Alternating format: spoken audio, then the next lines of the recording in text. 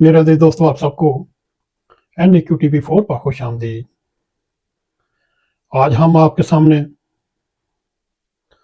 ताकत का महवर और ताकत को जज़ब करने वाली 27वीं ऐनी तरमीम के खालिक और उसके पैरोकार जो सियासी बौने हैं, जो प्रोटोकॉल की तलाश में 50 सालों से मारे मारे फिर रहे हैं, नस्ल दर नस्ल प्रोटोकॉल से फ़ायदे उठाए जा रहे हैं, मगर उनसे कोई सवाल करने की जरूरत नहीं कर सकता। अगर कोई सवाल करे उसको जिंदा में डाल छोड़ते हैं या फिर उस मकाम तक पहुंचा देते हैं जहां से उनकी 7 नस्लें तक भी दम नहीं मार सकती। मेरे अजीज दोस्तों, इस वक्त पाकिस्तान में एस्टैब्लिशमेंट मुल्ला मिलिट्री अलायंस इस वक्त इतना ताकतवर हो चुका है, उन्होंने मुल्ला को भी पीछे छोड़ दिया। जब तक उन्होंने ताकत हासिल करनी थी, ताकत हासिल की। ये तो एक वतीरा है, अपने मकसद के लिए फ़ायदा उठाने के लिए हर किसी के साथ एग्रीमेंट करते। जनरल यूब खां भी बेवकूफ़ था, याह्या खां भी, ज़ियाउल हक भी और मुशर्रफ भी। अब जो नई रजीम आई है वो 70 साल के तजुर्बे से वो सीख चुकी है कि इन 2 नंबर सियासतदानों को ब्लैकमेल करो और इनको आगे लगा कर रखो। ये सियासतदान, वज़ीर आज़म, जो भी हुकूमती अहदेदार होंगे वो सिर्फ प्रोटोकॉल के मतलाशी हैं, प्रोटोकॉल के दीवाने हैं और 25 करोड़ वाम जाएं गड़े में, उनको कोई मतलब नहीं। अब आने वाले चंद दिनों में 27वीं तरमीम आ रही है, उसमें एस्टैब्लिशमेंट और मजबूत हो जाएगी और अदलिया का भी कंडा खींच दिया जाएगा और पाकिस्तान में 2 मतवाली सुप्रीम कोर्ट खड़ी कर दी जाएंगी। अगर एक सुप्रीम कोर्ट का चीफ जस्टिस चूं चरां करे तो दूसरी आईनी अदालत से उसका मक्कू ठप्पा जा सके। मेरे जी दोस्तों, इस वक्त पाकिस्तान की सूरत हाल वो है कि पार्लियामेंट इस वक्त सिर्फ दस्तखत करने वाली मशीन बन चुकी है। हुकूमत हो या अपोजिशन, सब उस ताकत के महवर के सामने एक लाइन में खड़े हैं। अगर उस ताकत के महवर से इशारा आता है तो ये जी सार करते हुए सजदा रेज़ हो जाते हैं। हकीकत ये है, ये सियासी जमातें, ये सियासी पार्टियां अपनी मर्जी से फैसले नहीं करते, बल्कि सिर्फ वही करती हैं जो ताकत के महवर से कहा जाए। 27वीं तरमीम की तैयारी भी इसी तनाज़ुर में हो रही है, क्योंकि ताकत का महवर पहले ही ताकतवर है और उसने सोचा क्यों ना ताकत के महवर में और ताकत को जज़ब किया जाए। अब उसको मार्शल लॉ लगाने की ज़रूरत नहीं, एमरजेंसी लगाने की ज़रूरत नहीं। वो अब हर बात कानूनी पार्लियामेंट के ज़रिए, उसकी वजह क्या है, ये सियासतदान, ये अदलिया के जज सारे काने हैं। मैं मादत करता हूँ ये लफ्ज़ इस्तेमाल करने का, मुझे ये लफ्ज़ इस्तेमाल नहीं करना चाहिए था, मगर मजबूरी है।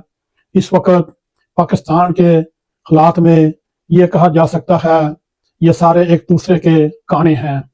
हमने इससे पहले भी देखा कि अदालत, चाहे वो छोटे लेवल की अदलिया हो, चाहे सूबे लेवल की या वफाकी लेवल की सुप्रीम कोर्ट, और अदालत और कानून कब कब इस ताकत के महवर के आगे झुके और अपने आप को गुलाम करते रहे। आर्मी चीफ की तौसीह का मसला आए तो सुप्रीम कोर्ट کا یہ کہنا قانون تو موجود نہیں، لیکن کیا کریں، یہ بے ضمیر سیاستدان فوری طور پر پارلیمنٹ میں حرکت میں آئے۔ انہوں نے پارلیمنٹ میں فوراً قوانین بنائے اور اصول پہ ساگا، حزب اقتدار حزب اختلاف دونوں ایک پیج پر آ گئے، حالانکہ دونوں ایک دوسرے کے سخت جانی دشمن ہیں، یعنی زرداری نواز شریف، شہباز شریف ایک طرف، عمران خان ایک طرف۔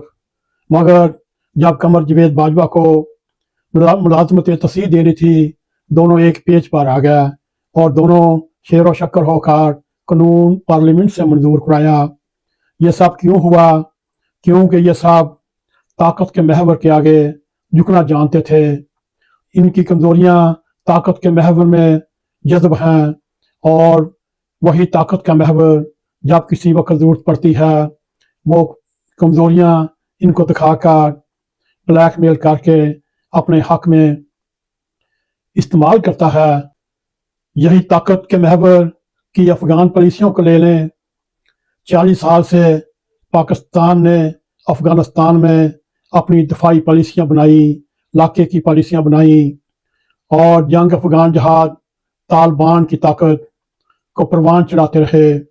آج ٹھیک 40-45 سال کے بعد جب طالبان نے یا افغانستان نے پاکستان کو اس کا اصلی چہرہ دکھایا، یعنی کہ پاکستان کی افغان پالیسی 50 سال سے غلط تھی، مگر اس کو پروان چڑھانے والے اس وقت مر کھپ چکے ہیں، اور اس افغان المیہ میں ہمارے ہزاروں جانیں ضائع ہوئیں، ملک میں خود کش دھماکے ہوتے رہے، اور وسیع و عریض تباہ کاریاں ہوتی رہیں، خون ریزی ہوتی رہی، لیکن کبھی کسی بڑے سے کوئی سوال نہیں پوچھا جا سکا، نہ کسی مارشل لا لگانے والے طاقت کے محور کے کرداروں سے پوچھ گچھ ہوئی، نہ کسی میں اتنی جرت ہے کہ وہ کوئی اس سے کوئی سوال کر سکے۔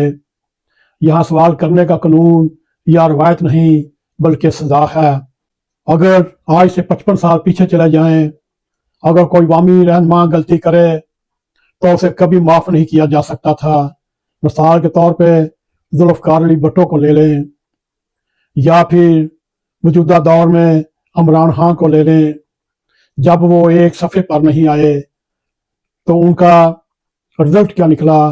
ذوالفقار علی بھٹو کو سزائے موت لگا دیا، اور عمران خان اس وقت جیل کی کال کوٹریوں میں اور اس کے اندھیروں میں گم ہے۔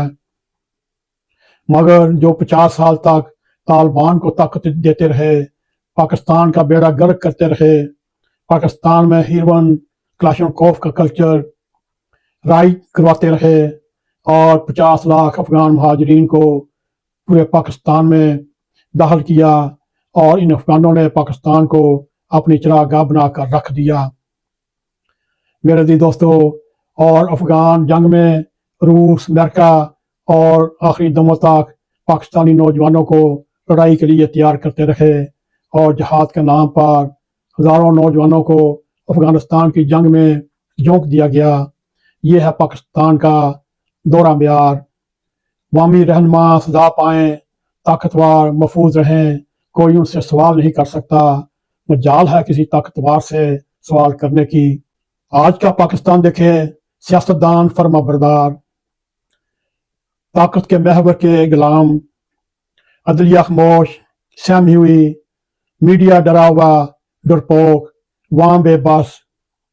ہم سب دعا کر سکتے ہیں شاید طاقتور کو کچھ عقل آئے، کچھ عقل کے نہن لیں اور خون ریزی کو روکیں۔ سوال کرنے والے کو غدار سمجھا جاتا ہے، اور جو ظلم کرے وہ محب وطن گنا جاتا ہے۔